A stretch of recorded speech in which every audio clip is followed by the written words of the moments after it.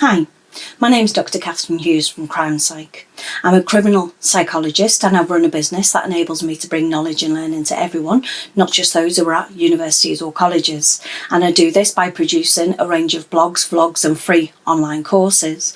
But I also run slightly more in-depth courses, both online and face-to-face. You don't need any previous qualifications to learn with me, and there are several different subjects available. So once you finish this video, head on over to my website and see if you can make it to an event or learn online.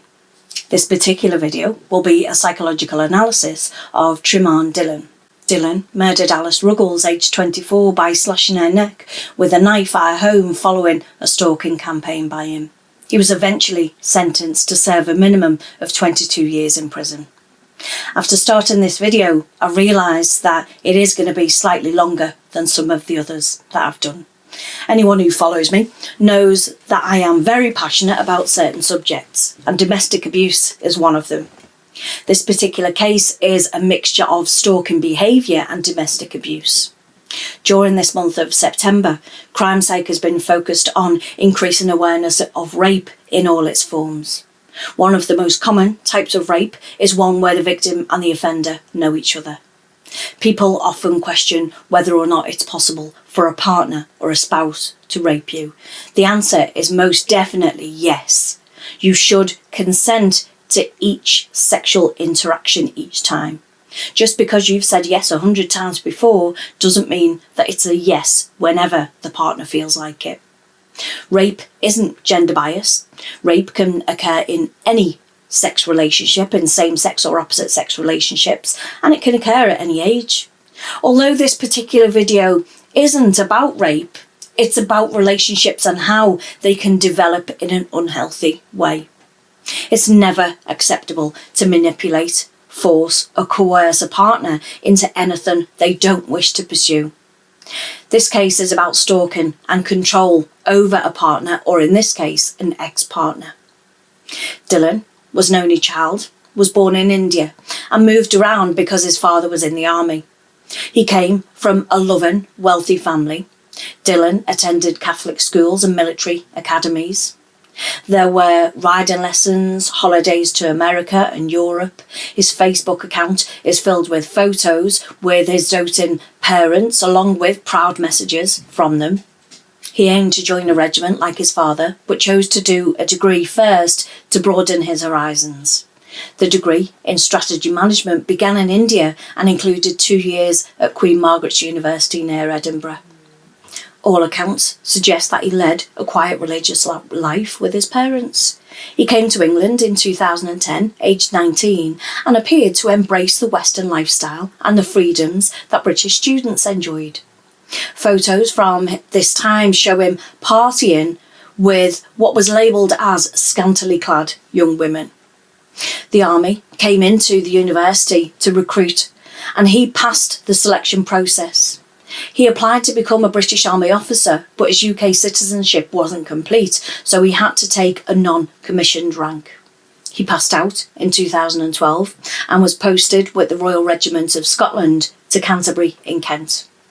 Then Dhillon met Eniko Nemeth. She was aged 18, from Bulgaria. She was his first girlfriend. They got together in September 2012. He'd proposed by the end of the year.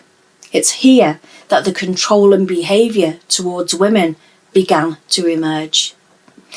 His increasingly possessive and difficult behaviour meant Eniko ended their relationship in spring 2014. But Dhillon wouldn't accept it. He confronted her as she walked with her new boyfriend, spat in her face and called her a bitch. He was arrested but released without charge and was instead given a restraining order by the police. Her mother told a journalist that he was evil, real evil. She also said, "My daughter totally changed after she met him. I'm just so very sorry for Alice's parents." Her mother also said that Dhillon threatened to throw acid on Eniko's face and stalked her. From the evidence I've read so far, he was emotionally very immature. This was his first relationship, and so it's clear that he had a demanding personality to begin with. He wanted and expected to get his own way. He was very young, and this was the first time he'd had much freedom of his own. Coming from a loving religious Indian family, I suspect he was never allowed much freedom before this. He'd been pictured partying with, as I said, scantily clad young women before this relationship and seemed to be enjoying the freedom. However, a young man who's possibly been quite sheltered until this point was perhaps feeling a little insecure. So when he begins this first relationship, the feelings of insecurity continue. This can be fairly common for young people leaving home for the first time to work or study. It appears as though he's been brought up by fairly strict parents. This could have created some conflict within his mind. On the one hand, he was enjoying the freedom that Western students have. On the other hand, he wanted to act in ways that he'd been brought up and behave in ways that would be approved by his parents and settle down in a committed relationship. However, he was far too young and insecure to know what a committed relationship was meant to be like. In fact, during his trial, Dhillon explained the swift engagement at first was due to his upbringing. He said, if you start going out with a girl, it's likely that that's the girl you're going to stay with. In my parents' case, the first girl my father met, he married. And this suggests that he may have struggled to accept the freedoms that British women especially enjoy, especially when it comes to sex and relationships. Alice Ruggles was a privately educated university graduate. Her parents were a professor and a doctor, and she was a very happy, bubbly young woman. It was in the autumn of 2015 that Dhillon saw a picture of Alice on Facebook. They made contact through a mutual friend, and the fatal attraction began. Miss Ruggles and Dhillon developed an intense relationship over the internet while he was serving in Afghanistan. He appeared to be an attractive-looking, well-built man at 6'1" and was physically very fit. He was serving as a Lance Corporal, and to Alice seemed like a lovely young man who was very attracted to her. They met for the first time in January 2016, and this is when the first red flag occurs. I do realise that it's a very easy thing to say with hindsight, but attraction tends to make us overlook these small red flags. During their first meeting, Dhillon claims that one of the waitresses at Nando's fancied him. What he's trying to do, in fact, what any man is trying to do when they say this kind of thing, is they're trying to say, another woman finds me attractive, so if you want me, you best move fast. This can tend to fast forward a relationship to a stage where it might not have been at if it weren't for this sense of urgency and competition. To use the analogy of a fisherman, he would have just baited the hook, caught a fish, and be reeling in slowly at this point. After this, Dhillon soon set about alienating her from her friends, knocked her self-confidence, and demanded her constant attention. He initially charmed her with his attentive and caring behaviour, but that soon changed. This is the same pattern of controlling and coercive behaviour that we saw with the first relationship that he had. He showers her with attention and affection. He becomes overly interested in her and tries to alienate her from other people. I would think that that's due to the same psychological issues he had with his first relationship. In general, it's been found that men who commit domestic abuse may be among a larger pool of men with poor problem-solving skills.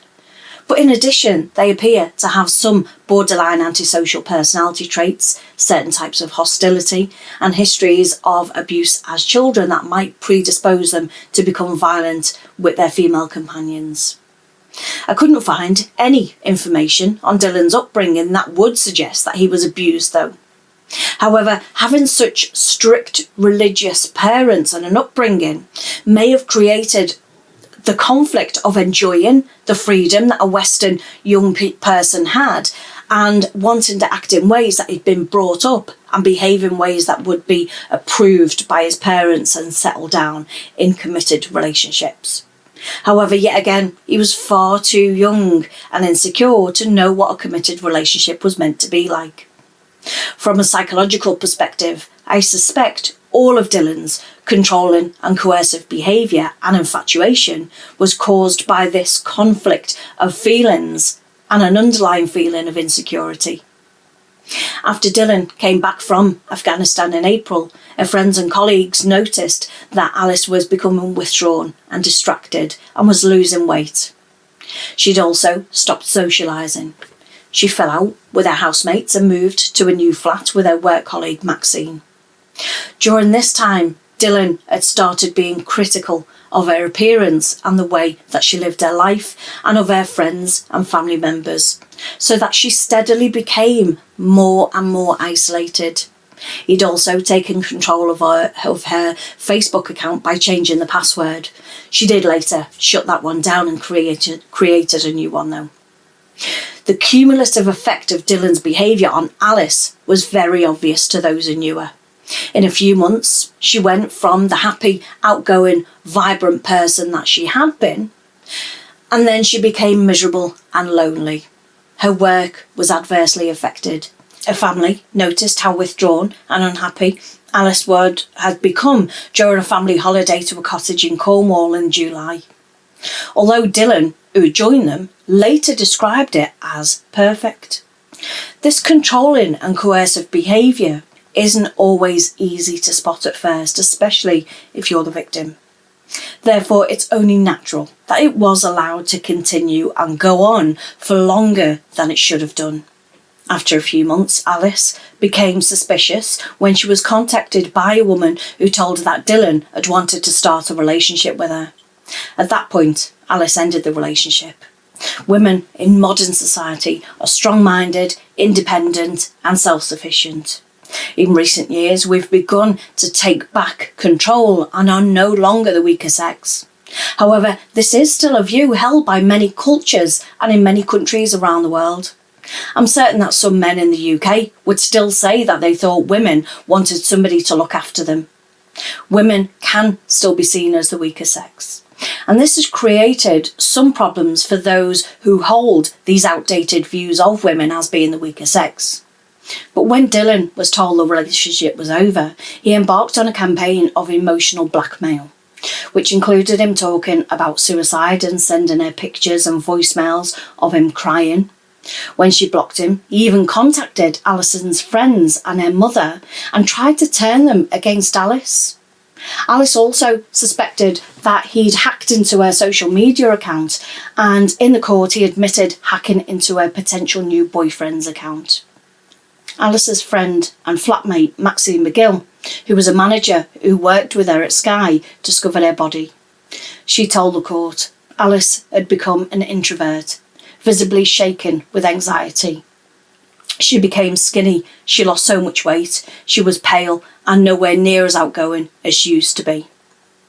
A month before Alice's death, things started to improve after a road trip to Germany to visit her sister, Emma, who was an army officer.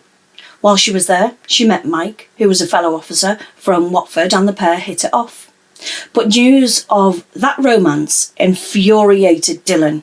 He hacked into her Facebook account and sent Mike messages to say that she was being unfaithful to him. Mike didn't take them too seriously and booked a flight, though, to see Alice. He said that the trip had been a chance to spend quality time together by themselves and that they were very excited. Because he'd hacked the account, Dhillon became aware of the impending date. Because of this, Dhillon then stepped up his harassment to such an extent that 10 days before her death, Alice contacted the police. In a statement, she said, "I feel harassed, alarmed and distressed by this male. I want him to leave me alone. I want nothing more to do with him. I'm terrified of his actions. I'm being stalked and I want it to stop. I don't feel safe in my own house." After this, the police gave Dhillon a police information notice and ordered him to leave Alice alone. The police even informed the army, and his commanding officer tells Dhillon that he has to leave her alone, and the soldier agrees. Yet the next day, he posted letters and photographs of them together. After Alice received it, she contacted the police. But this time she couldn't speak to the same officer that she did before and was asked by a call handler if she wanted Dhillon arrested. Faced with that dilemma, she chose not to ruin his career and she declined. She later told her sister that she felt palmed off by the police. On the night that she was killed, before entering through the window of Alice's flat, he sat in his car and arranged to hook up online. He asks if they can hook up, presumably for no string sex, casually adding that he'll be free in around 20 to 30 minutes. He then entered through a window, grabbed a 6-inch knife, chased her into the bedroom, pinning Alice down and stabbing her. Dhillon tried to excuse abandoning the murder scene by saying that seeing Alice covered in blood gave him a flashback to a helicopter crash in which 5 colleagues died, including one who'd had his throat cut by a visor. However, in court, it was said that he hadn't seen the casualties and only visited the site of the accident to guard it 2 days later. This type of rage attack shows how angry Dhillon is with her for not choosing him. In his mind, if he couldn't have her, nobody could. This was a hate-filled outburst of anger. This was not a case of impulsive aggression, though. He'd planned the attack very carefully and ignored several warnings to stay away from her. He initially denied murdering her, even though her blood was found on his steering wheel. He claimed that she'd repeatedly attacked him during their relationship and that she'd fell on a knife during a struggle, even though Alice suffered 24 injuries and Dhillon suffered none. This is a case of obsessive behaviour which I believe has grown out of the emotional conflict that he had, as well as feeling insecure. He wanted to please his parents and do the right thing, but enjoyed the freedom of a Western lifestyle. He is an entitled, jealous, possessive, emotional, insecure man. He didn't have the emotional maturity to accept the rejections that he had. A lecturer at the University of Gloucestershire, Dr. Jane Mockran-Smith, conducted a study. The study aimed to identify the most common indicators that suggest domestic abuse could escalate to murder. She said that controlling behaviour could be a key indicator of someone's potential to kill their partner. The 8 steps she discovered in almost all of the 372 killings that she studied were a pre-relationship history of stalking or abuse by the perpetrator, the romance developing quickly into a serious relationship, the relationship being dominated by coercive control, a trigger to threaten the perpetrator's control, for example, the relationship ending or the perpetrator getting into financial difficulty. Escalation, which is an increase in the intensity or frequency of the partner's control tactics, such as stalking or threatening suicide. The perpetrator has a change in thinking, choosing to move on, either through revenge or homicide. And planning, the perpetrator might buy weapons or seek opportunities to get the victim alone. Homicide, the perpetrator kills his or her partner and possibly hurts others, such as the victim's children. Dr. Mockran-Smith said once the police learn these 8 stages, they'll be able to keep track of certain potential perpetrators, while victims will be more easily able to articulate to professionals what situation they're in. She said that there could be much more research into the ways that victims can leave controlling relationships safely and into what causes people to seek control in intimate relationships. Had the police and army officials reacted differently, Alice may still be alive today. As a result of the inquest, the police now offer better support and protection to victims of stalkers. During a review of the case, Alice's mother said, "The thing with the army is that they had the full picture. Dhillon had been to his army doctor to say that he was obsessed with Alice, so they knew about that. And Alice's sister Emma had rung them to complain about him being abusive. So when the police contacted them, they could have been a bit more proactive. He'd committed a crime against a civilian." I do hope that you found this psychological analysis helpful and that you've learned something from it. Thanks for watching. Bye for now.